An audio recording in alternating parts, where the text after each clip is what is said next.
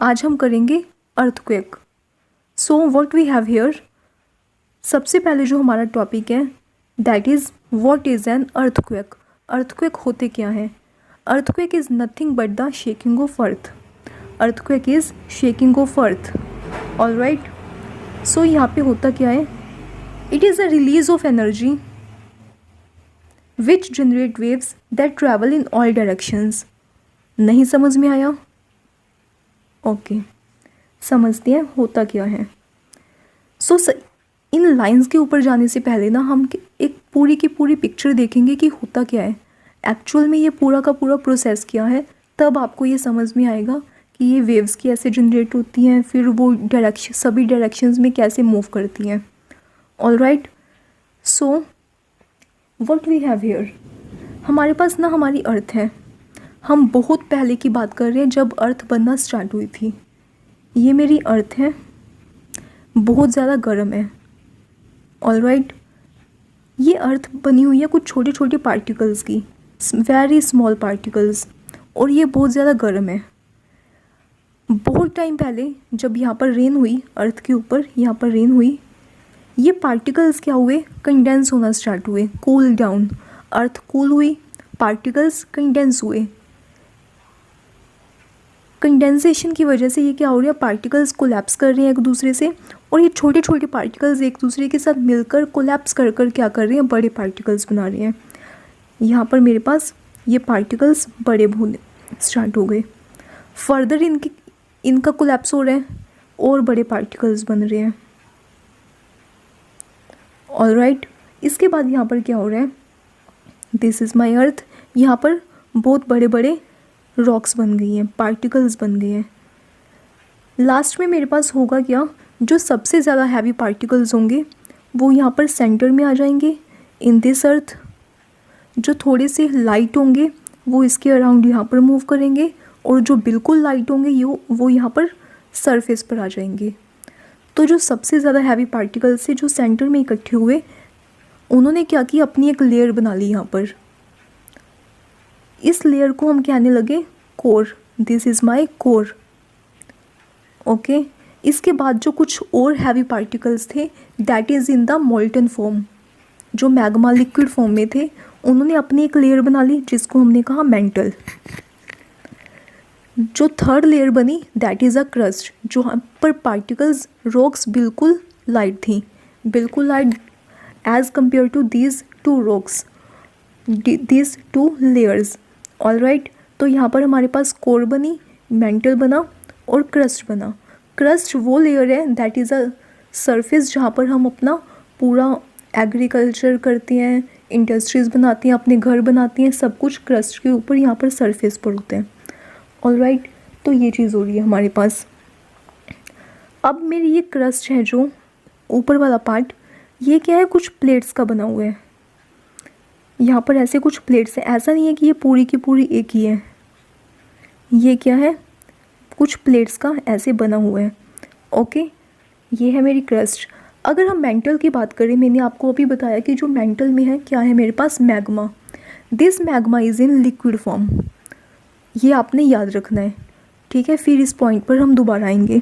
अब एक एग्जांपल लेते हैं। हमारे पास मान लीजिए क्या है, मैंने पानी को बॉयल करना है, मेरे पास ये कंटेनर है, मैंने यहाँ पर एक बर्नर लगाया, मैंने अपनी इस पानी को गर्म करना है। ओके, तो जब हम पानी को गर्म करते हैं क्या होता है हमारे पास? इस कंटेनर में ना एक प्रोसेस क्रिएट होते हैं। सबसे पहले कौन सा पानी गर्म होगा? जो यहाँ पर सबसे नीचे है, ये पानी गर्म होगा। गर्म होके ये पानी ऊपर जाएगा, इसकी जगह यहाँ पर कौन सा पानी आ जाएगा? ऊपर वाला, ये कोल्ड वाटर नीचे आ जाएगा। फिर ये गर्म होगा, ये ऊपर चला जाएगा, ये नीचे आ जाएगा। ऐसा तब तक होगा जब तक ये पूरा का पूरा पानी है जो गर्म नहीं हो जाता।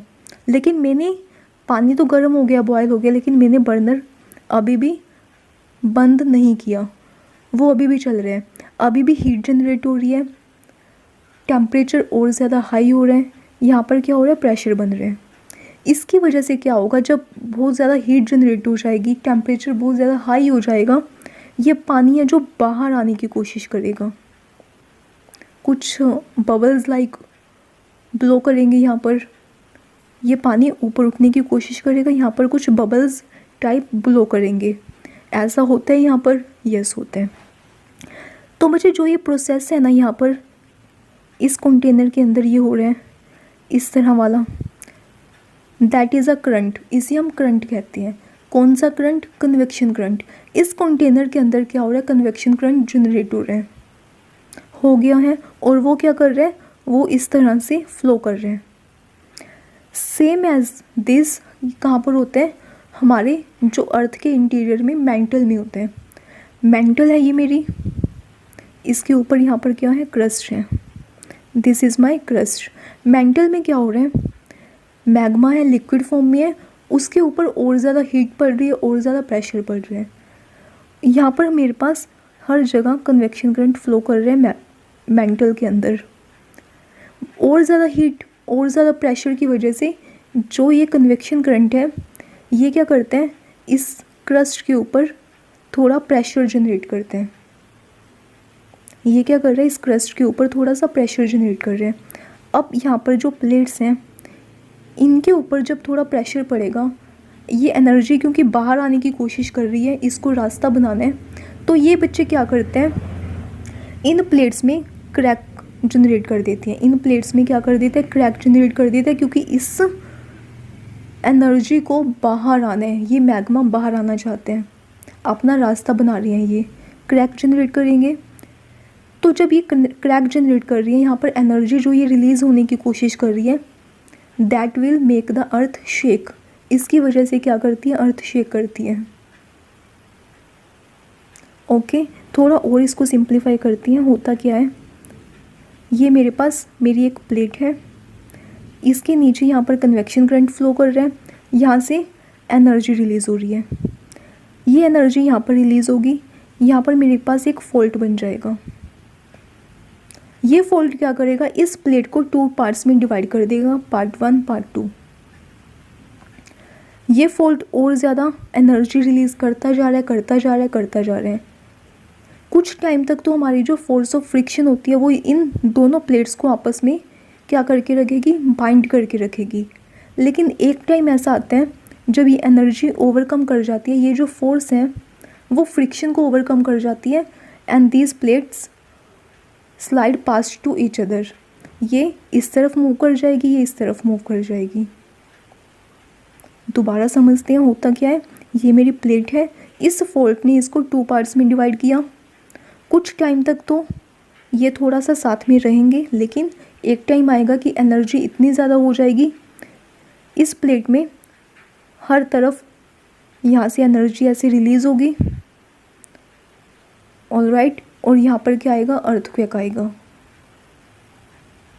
और ये रॉक्स क्या कर जाएंगी? फाइनली एक दूसरे से दूर, ये इस तरफ, ये इस तरफ ऐसे मूव कर जाएगी। इसकी अगर मैं आपको एक एग्जांपल दूँ तो हमारे पास बच्चे जो हमारी अर्थ की हम बात कर रहे हैं, आपने सुना होगा जो हमारी स्टार्टिंग अर्थ थी, ये मेरी अर्थ है। यहाँ पर क्या था? आज के प्रेजेंट वर्ड में हम क्या देख रहे हैं? आपने वर्ड में आप देखा होगा वी हैव 7 कॉन्टिनेंट्स, लेकिन स्टार्टिंग में ऐसा नहीं था। ऐसा कहा जाता है कि हमारे पास सिर्फ एक कॉन्टिनेंट था यहाँ पर, जिसका नाम था Pangaea. What is the name? Pangaea. That is a super continent surrounded by a universal ocean, Panthalassa. इसके अराउंड हमारे पास यहाँ पर एक यूनिवर्सल ओशन था, बहुत बड़ा। आज जो 5 ओशंस है हमारे पास, वो एक ही ओशन में मिले हुए थे, पैंथालाजा। और 7 कॉन्टिनेंट का एक सुपर कॉन्टिनेंट था, पेंजिया। ये मेरे पास मेरा सुपर कॉन्टिनेंट है, पेंजिया। इस पेंजिया के इंटीरियर में अंदर क्या हो रहा है? कन्वेक्शन करंट फ्लो हो रहा है। उस कन्वेक्शन करंट ने क्या किया? यहाँ पर कुछ फॉल्ट जनरेट किए इस तरह से, जिसकी वजह से इस प्लेट का, इस क्रस्ट का, इस पेंजिया का क्या हो गया? ब्रेक हो गया। एक प्लेट इस तरफ जा रही है, ये मेरी प्लेट एक इस तरफ जा रही है, एक इस तरफ जा रही है, एक इस तरफ। इस तरह से मेरे पास उस पेंजिया से टूटकर क्या बने? 7 कॉन्टिनेंट्स बने। धीरे धीरे वो मूव करती गई और दूर जाती गई, और उन्होंने अपने अपने कॉन्टिनेंट्स बना लिए। और ऐसा नहीं है कि ये जो प्रोसेस है बस उस वक्त हो रहा था, अब नहीं हो रहा, एक बार कॉन्टिनेंट्स बन गए, अब ये जो मूवमेंट है रुक गई। ना तो कन्वेक्शन करंट रुका, ना उसने एनर्जी को रिलीज़ करना छोड़ा, ना ही अर्थक्वेक आने बंद हुए, और ना ही हमारी जो अर्थ है इसके ऊपर जो प्लेट्स हैं उनकी मूवमेंट बंद हुई है। हमारी जो अर्थ की प्लेट्स हैं वो आज भी मूव कर रही हैं, but the exception is that कि ये मूवमेंट इतने स्लो है हम इसे देख नहीं सकते, we can't feel it. Okay, तो यहाँ पर क्या हो रहा है बच्चे, मेरे पास ये एक ब्लॉक है, ये एक ब्लॉक है, इसके बीच में मेरे पास क्या है, फॉल्ट है। थोड़ा और इसको इजी करके समझते हैं। मान लीजिए मेरे पास ना एक इलास्टिक है, एक रबड़ है, उसको मैं क्या करूँगी, दोनों तरफ से बहुत ज़ोर से खींचूँगी। उसमें क्या होगा, जो वो इलास्टिक होगी एनर्जी जनरेट होगी, वो इलास्टिक क्या करेगी, एनर्जी जनरेट करेगी। मैं उसको और ज़्यादा खींचती जा रही हूँ, और ज़्यादा एनर्जी जनरेट हो रही है। एक टाइम ऐसा आएगा जो वो इलास्टिक है अपनी ही एनर्जी को कंज्यूम नहीं कर पाएगी, उसे एक्यूमुलेट नहीं कर पाएगी, और वो इसे रिलीज़ कर देगी। ऐसा होता है, यस होता है। ये मेरे पास इलास्टिक है, मैं इसको इस तरफ से खींच रही हूँ, इस तरफ से खींच रही हूँ। एक टाइम तो आएगा कि उसने एनर्जी वो रिलीज़ करती जाएगी, सॉरी एनर्जी जनरेट करेगी, एक टाइम पे उसको रिलीज़ कर देगी। ऐसा ही यहाँ पर मेरे पास जो मेरे ब्लॉक्स हैं, प्लेट्स हैं, यहाँ पर होते हैं, ये एक दूसरे से दूर जाने की कोशिश कर रही हैं, एनर्जी जनरेट कर रही हैं। एक टाइम आएगा फ्रिक्शन भी हार जाएगी और ये अपनी एनर्जी रिलीज़ कर देंगे, और they slide past to each other, ये दोनों एक दूसरे से बिल्कुल अलग दूर हो जाएंगे। ओके, तो इससे क्या होता है, यहाँ पर अर्थक्वेक आती हैं, और जो ये एनर्जी रिलीज़ होती है ना, इतनी ज़्यादा डिस्ट्रक्टिव होती है, इतनी ज़्यादा एनर्जी रिलीज़ होती है जब दो प्लेट्स एक दूसरे से दूर जाती हैं। इसकी एग्जांपल हम ऐसे ले सकते हैं, ऐसा कहा जाता है अगर हम किसी जगह पर एटम बॉम्ब से ब्लास्ट कर देना, उससे भी इतनी ज़्यादा एनर्जी रिलीज़ नहीं होती जितनी कि इस प्रोसेस से एनर्जी रिलीज़ होती है। अब क्या हुआ, यहाँ पर मेरा फॉल्ट है, यहाँ पर से एनर्जी रिलीज़ हुई, ये मेरी क्रस्ट है, यहाँ पर आई, यहाँ पर बिल्डिंग्स गिरी, यहाँ पर डैम्स टूट गए, यहाँ पर ट्रीज़ गिरे, यहाँ पर लोग मर रहे हैं, अर्थक्वेक आ रहे हैं। So this is all the process of earthquake, कि कैसे अर्थक्वेक हमारा आता है, कैसे बॉडी शेक करती है। आई होप आपको बिल्कुल अच्छे से ये क्लियर हो गया है। सो अब इस डेफिनेशन पर आते हैं। It is a release of energy, जिस एनर्जी को जनरेट किया था उसे हमने रिलीज़ कर दिया, उससे क्या हो रही है, वेव्स जनरेट हो रही हैं, वो क्या करेंगी, हर डायरेक्शन में ट्रैवल करेंगी, और वो वेव्स होती हैं जो क्या करती हैं, अर्थक्वेक वाली वेव्स होती हैं, जिससे सरफेस पर अर्थक्वेक आता है। ऑलराइट, आई होप आपको बिल्कुल अच्छे से ये कॉन्सेप्ट क्लियर हो गया है। इसके बाद हमारे पास है what does the earth shake. As I told you, fault is a sharp break. यहाँ पर हमारे पास हम कुछ थ्योरेटिकल पार्ट पे आ रहे हैं, डेफिनेशंस। मैंने आपको फॉल्ट बता दिया क्या होते हैं, सब कुछ बता दिया, लेकिन इनकी डेफिनेशंस हम कैसे लिखेंगे। Fault is a sharp break in crystal rock. Crystal rocks means जो मेरी क्रस्ट है वो रॉक्स की बनी हुई है, उसमें जब ब्रेक आता है शार्प, उसको मैं फॉल्ट कहती हूँ। Rocks near a fault tends to move in different directions. ये मेरा जो फॉल्ट है, इसके पास जो रॉक्स हैं वो एक दूसरे से डिफरेंट डायरेक्शन में मूव करने की कोशिश करती हैं। क्या होता है यहाँ पर,